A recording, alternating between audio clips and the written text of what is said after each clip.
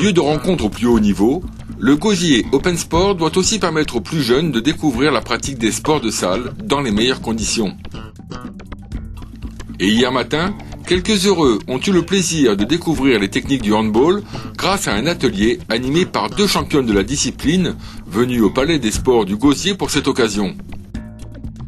Ils ont alors pu goûter aux joies de ce sport en toute convivialité grâce aux équipements mis à leur disposition.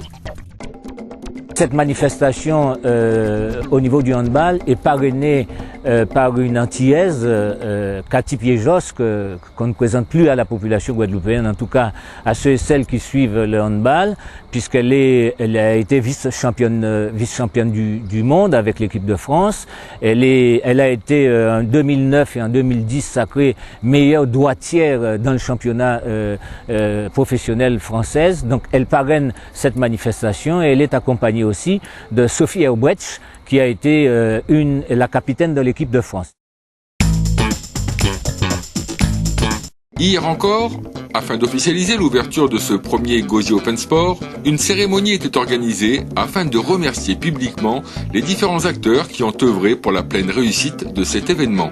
Les représentants de la jeunesse et des sports et du conseil général se sont joints pour l'occasion au président du Crossgois, au maire de Sainte-Anne et à Jean-Pierre Dupont, maire du Gosier. Il m'est très agréable d'être avec vous ce soir pour ce tournoi d'ouverture inaugural du Palais des Sports du Gosier. La Guadeloupe a rêvé de cet équipement de Gosier l'a réalisé. Merci, chers amis.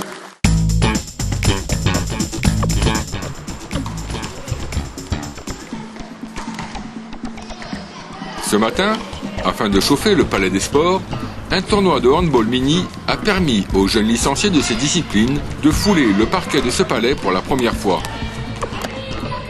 Et tous, malgré leur jeune expérience, ont démontré une déjà grande maîtrise de ce sport.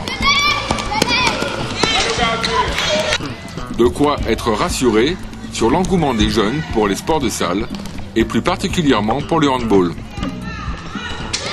Nous avons tenu à accueillir les jeunes handballeurs guadeloupéens en leur proposant un tournoi de mini-handball pour qu'ils puissent eux aussi profiter de cette super structure qu'est le Palais des Sports du Gosier. Donc effectivement, on a eu hier soir des matchs de haut niveau avec les équipes du Sénégal, de Porto Rico, de Guadeloupe et de Martinique.